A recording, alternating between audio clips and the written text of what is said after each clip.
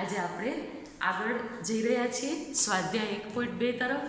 આપણે આગળના પાર્ટ 2માં જોયું કે જ્યારે આપણે સરવાળાના ગુણધર્મનો ઉપયોગ કરીએ છીએ ત્યારે આપણે સ્પષ્ટ પૂર્ણાંકો મળતા હોય છે.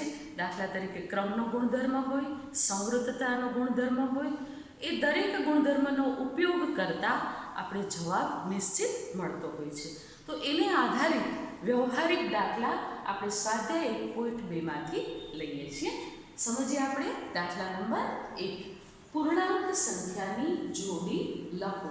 પૂર્ણાંક સંખ્યાની જોડી આપણે લઈ રહ્યા છીએ ત્યારે સર્વપ્રથમ એમાં કહેવામાં આવ્યું છે કે સરવાળો -7 હોય એવો જવાબ મેળવવાનો છે આપણે.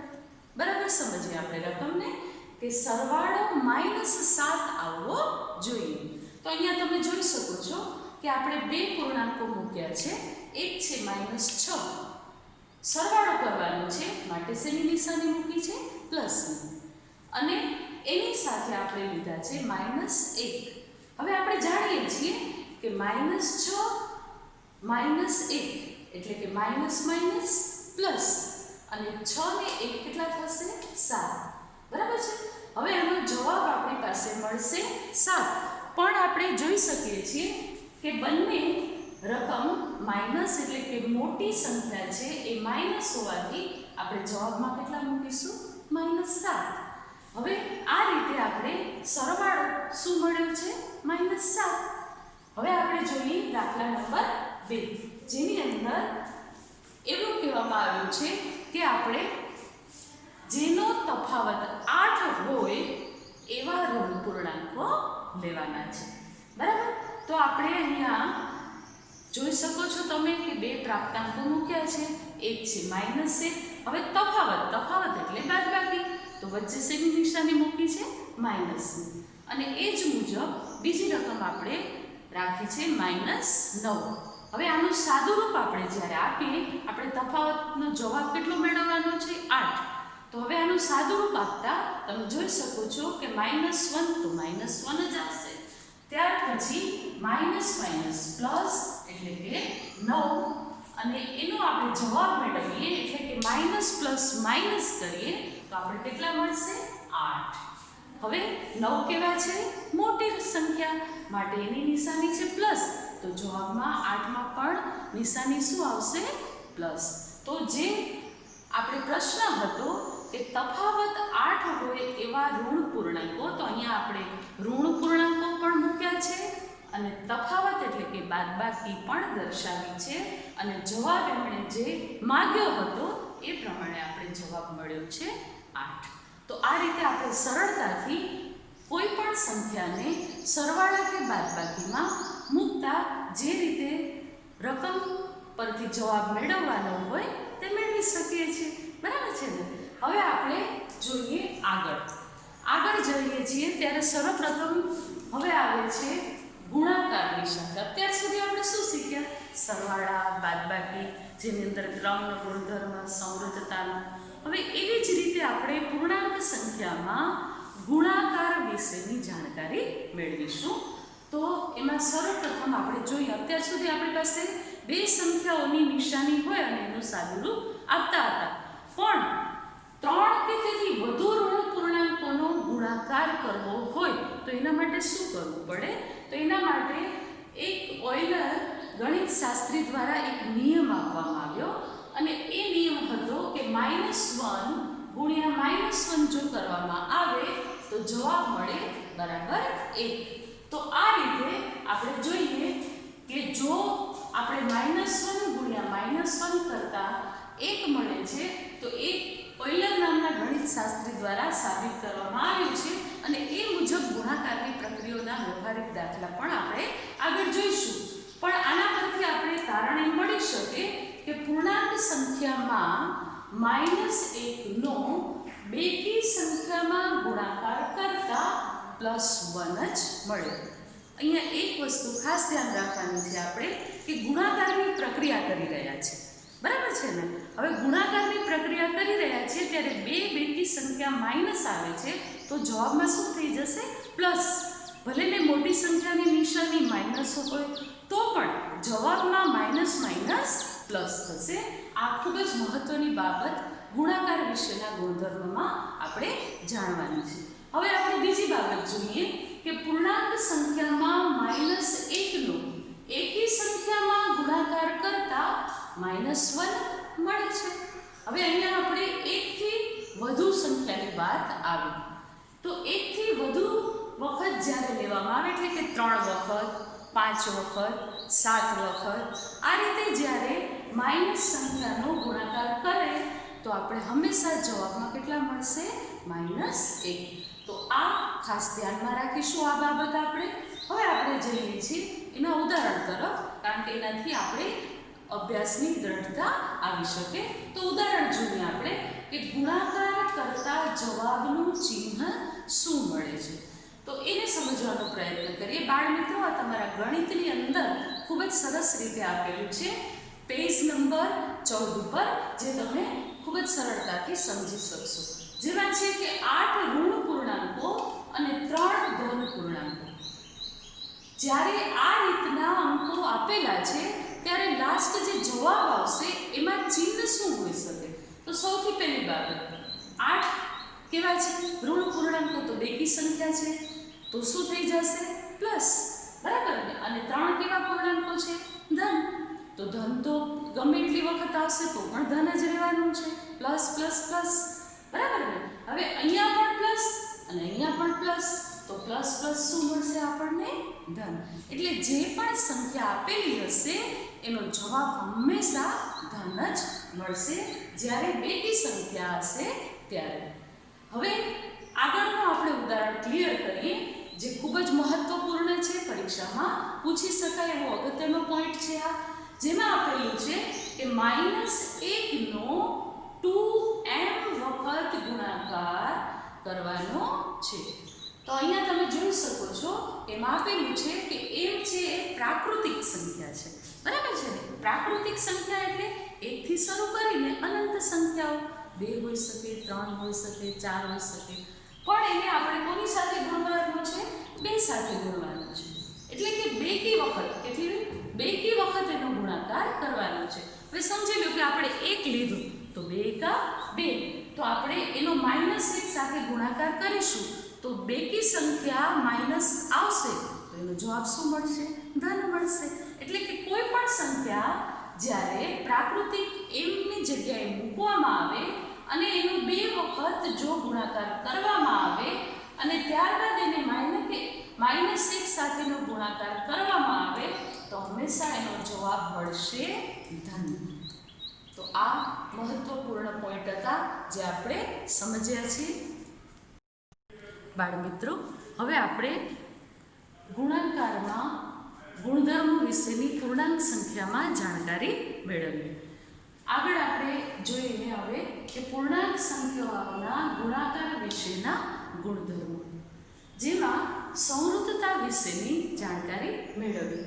આપણે સરવાળા બાદબાકીમાં પણ સંવૃત્તતાનો અર્થ મેળવ્યો હતો, જેમાં ડાબી બાજુ પણ પૂર્ણાંક સંખ્યા હોય અને જમણી બાજુ પણ પૂર્ણાંક સંખ્યા જવાબમાં આવે ત્યારે એને સંવૃત્તતાનો ગુણધર્મ આપણે કહી શકીએ છીએ. તો એવી જ રીતે ગુણાકારમાં પણ આપણે સમજૂતીના માધ્યમથી એ ગુણધર્મને સમજવાનો પ્રયત્ન કરીએ.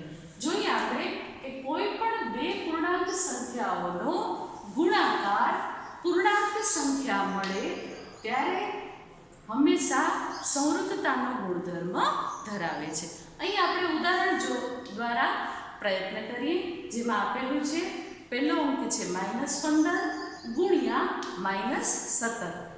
હવે આ બંનેનો જ્યારે ગુણાકાર કરવામાં આવે છે ત્યારે આપણે જવાબ મળે છે 255. પરંતુ 15 ગુણ્યા 17 એટલે કે માઇનસ અહીં શું જવાબ મળશે? આપણે +255. કારણ કે ગુણાકારમાં 2 ઋણ સંખ્યાઓનો જવાબ હંમેશા શું મળે છે? ધન. એવી જ રીતે આપણે કહી શકીએ કે સંવૃત્તતામાં જવાબ પૂર્ણાંક છે, જેમાં ધન પણ હોય, ઋણ પણ હોય અને શૂન્ય પણ આવી શકે છે. હવે એવી જ રીતે આપણે બીજો ગુણધર્મ સમજવાનો પ્રયત્ન કરીએ કે ગુણાકાર માટેનો ક્રમનો ગુણધર્મ. ક્રમ એટલે શું સમજીએ આપણે. કોઈ પણ બે પૂર્ણાંક સંખ્યાઓનો ગુણાકાર જ્યારે ગમે તે ક્રમમાં કરવામાં આવતો હોય તો પણ એનું પરિણામ કેવું આવશે? સરખું આવશે. બરાબર ને? કોઈ પણ ક્રમમાં ગુણાકાર કરવામાં આવે, પહેલી સંખ્યાને બીજી સંખ્યા ઉપર મૂકવામાં આવે, બીજી સંખ્યાને પહેલી સંખ્યા ઉપર. ઉદાહરણ દ્વારા આપણે પ્રયત્ન કરીએ સમજવાનો. દાખલા તરીકે અહીં રકમ આપેલી છે -30 ગુણ્યા -12. બરાબર? તો એના પરથી તમે જોઈ શકો છો કે જવાબ મળે છે 360. કારણ કે 12 તેરી 36 શૂન્ય લાગે એટલે કે 360. પણ માઇનસ માઇનસ શું થશે? પ્લસ. તો આ ઉપરથી આપણે વિધાન બીજું પણ જોઈએ, જેની અંદર તમે જોઈ શકો છો કે -12 જે બીજે હતા એને પ્રથમ મૂકવામાં આવ્યો છે અને જે પ્રથમ 30 હતા માઇનસ એને ક્યાં? બીજા ક્રમમાં મૂકવામાં આવ્યા. એટલે કે -12 ગુણ્યા -30. તો જવાબ મળ્યો એનો પણ 360. કારણ કે 12 તેરી 36 અને શૂન્ય પાછળ લગાડી એટલે કે માઇનસ માઇનસ પ્લસ. તો બંનેનો જવાબ એ રીતે 360 મળે છે. તો એના પરથી આપણે તારણ કાઢી શકીએ છીએ કે -30 ગુણ્યા -12 કરો અથવા તો -12 ગુણ્યા -30 કરો તો એનો જવાબ શું હશે? 360. એટલે કે આ બંને ઇક્વલ છે, બરાબર છે. બરાબર? સમજી ગયા હશો તમે. હવે આપણે જઈએ છીએ આગળ. શૂન્ય વડે ગુણાકાર. જેમ આપણે સરવાળાની અંદર આપણે જાણતા હતા કે જ્યારે શૂન્ય તટસ્થ સંખ્યા તરીકે લેવામાં આવે છે તો એ જવાબ જે મૂળ રકમ છે એ જવાબ મળે છે. તો એવી જ રીતે ગુણાકારમાં શૂન્યનું શું અસ્તિત્વ છે એની આપણે જાણકારી મેળવીએ. એને સમજૂતીથી આપણે સમજવાનો પ્રયત્ન કરીશું. અને તમારી સામે છે કોઈ પણ પૂર્ણાંક સંખ્યાઓને જ્યારે શૂન્ય વડે ગુણવાથી એનો જવાબ હંમેશા શૂન્ય જ મળશે. કઈ રીતે? આપણે ઉદાહરણ જોઈએ કે 0 ગુણ્યા -6 તો જવાબ શું આવ્યો? શૂન્ય. તો આ રીતે તમે જોઈ શક્યા કે જ્યારે કોઈ પણ સંખ્યાને શૂન્ય વડે ગુણવામાં આવે તો જવાબ શૂન્ય મળે છે. એવી જ રીતે હવે આપણે ગુણાકારની તટસ્થ સંખ્યાનો અભ્યાસ કરીએ. જેમ સરવાળામાં શૂન્ય તટસ્થ સંખ્યા છે એવી જ રીતે ગુણાકારની તટસ્થ સંખ્યા શું છે? 1. કઈ રીતે સમજીએ આપણે કે 1 એ ગુણાકારમાં પૂર્ણાંક સંખ્યાઓ માટે તટસ્થ સંખ્યા છે. કઈ રીતે? આપણે એને અહીં જોઈએ કે 1 છે એ ગુણાકારમાં તટસ્થ સંખ્યા આવે છે, બરાબર છે ને? પણ એક વસ્તુ ધ્યાન રાખજો બેટા કે -1 છે એ ગુણાકારની તટસ્થ સંખ્યા બનતી નથી. કઈ રીતે? આપણે ઉદાહરણ દ્વારા પ્રયત્ન કરીએ કે -3 ગુણ્યા 1. અહીંયા 1 જ છે, ધન છે, તો એનો જવાબ મળે શું? 3. એટલે કે એનો અર્થ એવો થયો કે -3 ગુણ્યા -1 બરાબર -3 આપણને જવાબ ઈને જ રકમ જે છે એ જવાબના સ્વરૂપમાં મળે છે. તો એવી જ રીતે અહીં -1 થી આ રકમને 18 ને ગુણવામાં આવે છે. તો અહીં તમે જુઓ છો તો જવાબ શું મળશે? 18 ગુણ્યા -1. 18 ધન છે પણ જ્યારે જવાબ આવશે ત્યારે એનો -18 થઈ જાય છે. એટલે કે એનાથી 18 થી વિરુદ્ધ સંખ્યા આવે છે, બરાબર ને? તો એના પરથી આપણે એવું કહી શકીએ કે -1 વડે ગુણતા વિરોધી સંખ્યા મળે છે. અને તારણ ઉપર આપણે આવીએ કે કોઈ પણ સંખ્યાની જ્યારે વિરોધી સંખ્યા શોધવી હોય તો એને -1 વડે ગુણવી પડે. એટલે કે ગુણાકાર માટે 1 એ તટસ્થ સંખ્યા છે પણ -1 એ ગુણાકાર માટે તટસ્થ સંખ્યા નથી. નમસ્તે બાળ મિત્રો, આપણે સ્વાધ્યાય 1.3 તરફ જઈ રહ્યા છીએ. ત્યારે એને લગતા જે મહત્ત્વના નિયમો છે એને આપણે જાણવાનો પ્રયત્ન કરીશું. આપણે જોઈએ ગુણાકાર માટે જૂથનો નિયમ. જૂથની અંદર જ્યારે ગુણાકાર કરવામાં આવે ત્યારે ગુણાકાર કઈ રીતે સરળ પડે અને એનો જવાબ અને એનું પરિણામ સરખું મળે એ આપણે સમજૂતી દ્વારા જાણવાનો પ્રયત્ન કરીશું. કોઈ પણ 3 પૂર્ણાંક સંખ્યાઓનો ગુણાકાર ગમે તે 2 સંખ્યાઓનું જૂથ બનાવી તેના ગુણાકાર સાથે ત્રીજી સંખ્યાનો ગુણાકાર કરતા પરિણામ સરખું જ મળે છે. આના પરથી આપણે એમ સમજી શકીએ કે કોઈ પણ ત્રણ પૂર્ણાંક સંખ્યાઓ આપેલી છે, બરાબર. હવે એમાં ગમે તે બે સંખ્યાનું એક જૂથ બનાવી લેવામાં આવે છે અને એની સાથે ત્રીજી સંખ્યાનો ગુણાકાર કરીએ છીએ તો પરિણામ કેવું મળશે? સરખું મળશે. ઉદાહરણ દ્વારા જાણવાનો આપણે પ્રયત્ન કરીએ, જેમાં તમે જોઈ શકો છો કે ઋણ 3 અને ઋણ 2 એને જૂથમાં એટલે કે કૌંસમાં લેવામાં આવ્યા છે અને -3 ગુણ્યા -2 જે જૂથમાં કૌંસમાં એને ગુણ્યા 5. 5 જે ત્રીજી સંખ્યા છે એને જૂથની બહાર રાખવામાં આવી છે. હવે એનું આપણે સાદું રૂપ આપીએ છીએ તો માઇનસ માઇનસ પ્લસ એટલે કે 3 દુ 6. તો અહીંયા જવાબ મળશે 6 અને ગુણ્યા 5 જે બારે છે એને એની સાથે મૂકીએ છીએ 6 ગુણ્યા 5 એટલે કે 6 પચા 30. તો એનો જવાબ આવ્યો 30. હવે એને બીજી રીતે જે આપણે સમજૂતીમાં સમજ્યા છે એ મુજબ જૂથને અલગ રીતે સંખ્યામાં આપણે દર્શાવીએ છીએ, જેની અંદર -3 ને બારે રાખીએ છીએ અને જૂથ કોનું બનાવી રહ્યા છે તો કે -2 ગુણ્યા 5. તો આ રીતે કૌંસમાં એને અલગ દર્શાવ્યા છે. હવે આપણે સાદું રૂપ આપતા -3 જે છે એક જ સંખ્યા છે માટે એને -3 ગુણ્યા આ બંનેનું સાદું રૂપ, કારણ કે કૌંસમાં આપેલા છે તો 5 દુ 10, પણ નિશાની જોઈએ આપણે તો માઇનસ અને પ્લસ એટલે કે માઇનસ પ્લસ માઇનસ, તો 10 કેવા મળશે? -10. તો આ રીતે આપણી સામે પહેલો જે સંખ્યા છે એના છે -3 અને જૂથનો ગુણાકાર -10 એટલે કે 10 તેરી 30, પણ નિશાની પ્રમાણે જોઈએ તો માઇનસ માઇનસ પ્લસ, તો એનો જવાબ પણ શું મળશે? 30. તો આ તમે જોયું કે જે સંખ્યા હતી એમાં 5 બારે હતા, આમાં -3, પણ બંનેનું પરિણામ કેવું મળ્યું છે? સમાન. તો આના પરથી આપણે એમ કહી શકીએ કે જૂથના નિયમમાં કોઈ પણ ક્રમમાં સંખ્યાને બદલાવવામાં આવે છતાં પણ એના પરિણામમાં ફરક પડતો નથી. હવે એવી જ રીતે આપણે જોઈએ છીએ બીજો ગુણધર્મ જે છે વિભાજનનો ગુણધર્મ. તો વિભાજનના ગુણધર્મમાં પહેલા આપણે સમજૂતી એની સમજીએ કે ગુણાકારનું સરવાળા પર વિભાજન થઈ શકે છે. સૌથી પહેલા તમારા મનમાં એવો પ્રશ્ન થાય કે વિભાજન એટલે શું? તો સામાન્ય રીતે આપણે શબ્દમાં જોઈએ તો વિભાજન એટલે છૂટું પાડીને આપણે કરવું. તો અહીંયા તમે ઉદાહરણ જોઈ શકો છો કે રકમ આપેલી છે -8 ગુણ્યા કૌંસની અંદર છે -2 વત્તા -1. સરવાળા પર વિભાજનની રીતે આપણે ગણતરી કરવાની છે.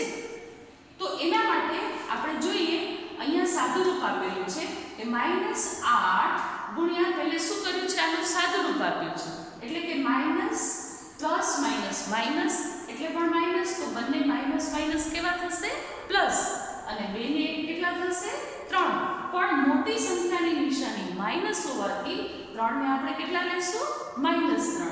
હવે આનો ને આનો સંબંધ છે ગુણાકારનો, માટે આ બંનેનો શું કરીશું? ગુણાકાર. તો 8 તેરી 24, પરંતુ માઇનસ માઇનસ પ્લસ એટલે પરિણામ મળશે ધન 24. આ આપણે એક રીતે જોયું. હવે આપણે બીજી રીતે જોઈએ કે -8 ગુણ્યા -2. આમાં શું કરવામાં આવે છે? વિભાજનની સરવાળાના વિભાજનની રીતે ગણતરી કરવામાં આવે છે, જેમાં -8 ને પહેલે -2 સાથે ગુણીશું અને ત્યારબાદ -8 ને -1 સાથે, પણ વચ્ચે નિશાની શું મૂકવી પડે? પ્લસ, કારણ કે સરવાળા પર વિભાજન કરી રહ્યા છે, બરાબર. તો એના માટે આપણે જોઈએ કે -8 ગુણ્યા -2 એટલે કે 8 દુ 16, માઇનસ માઇનસ પ્લસ 16, ત્યારબાદ પ્લસની નિશાની 8 ગુણ્યા 1 એટલે કે 8 એકા 8, માઇનસ માઇનસ પ્લસ એટલે કે +8, તો 16 અને 8 નો સરવાળો કરતા જવાબ મળશે 24. તો અહીં ઉદાહરણ દ્વારા તમને સ્પષ્ટ થઈ ગયું હશે કે આપણે ગુણાકારનું સરવાળા પર વિભાજન કઈ રીતે કરી શકીએ છીએ. હજી પણ બેટા તમને એક સરળ રીત છે ગુણાકાર કરવા માટેની, એની જાણકારી આપવા જઈ રહ્યા છીએ. સમજશે બરાબર ધ્યાનથી? અહીં તમે જોઈ શકો છો કે 3 સંખ્યા આપેલી છે જેને ગુણાકાર કરવાનો છે, જેમાં -25 × 37 × 4. હવે આપણે સામાન્ય રીતે જોઈએ તો આપણે શું કરીએ કે -25 × 37, પછી એનો જે જવાબ આવે એને ગુણ્યા કેટલા કરીએ? 4. અહીંયા તમે જોઈ શકો છો કે આ રીતે કરતા એનો જવાબ મળ્યો -3700. હવે આપણે બીજી સરળ રીતને જોઈએ જેમાં શું કરવામાં આવ્યું છે. એમાં આપણે એક વસ્તુ ખબર હોવી જોઈએ કે શૂન્ય સાથેના એટલે કે જે પણ રાઉન્ડ ફિગર આવતા ગુણાકારો કયા કયા છે. તો અહીં તમે જોઈ શકો છો કે 25 અને 4 છે એનો ગુણાકાર કરતા કેટલા મળે? 16. તમને ખબર જ હોવી જોઈએ. એવી જ રીતે 25 × 8 કરતા કેટલા મળે? 1000. તો આવી રાઉન્ડ ફિગર વાળી જે રકમો હોય એનું એક જૂથ બનાવવામાં આવે, જેના માધ્યમથી આપણે એ ગુણાકાર કેવો થઈ જાય? એકદમ સરળ બની જાય. અહીંયા તમે જુઓ છો કે 25 × 4, 25 ચોક કેટલા થશે? 100. પણ માઇનસ પ્લસ માઇનસ એટલે 100 કેવા મળશે? માઇનસ. એવી જ રીતે 12 37 ને આપણે ક્યાં મૂક્યા છે? બારે, જૂથની બારે. તો એને ગુણ્યા 37. હવે 37 × 100 કેટલું ઈઝી થઈ જાય? 37 × 37. અને બાજુમાં બે શૂન્ય છે એને મૂકી દો તો રકમ આપણે મળી ગઈ -3700. જે આનો જવાબ પણ એ જ હતો, આનો જવાબ પણ એ. પણ આ બંને રીતમાં તમને સરળ કઈ રીત લાગી? આ રીત લાગી. તો આ રીતે આપણે સરળતાથી ગુણાકાર કરી શકીએ.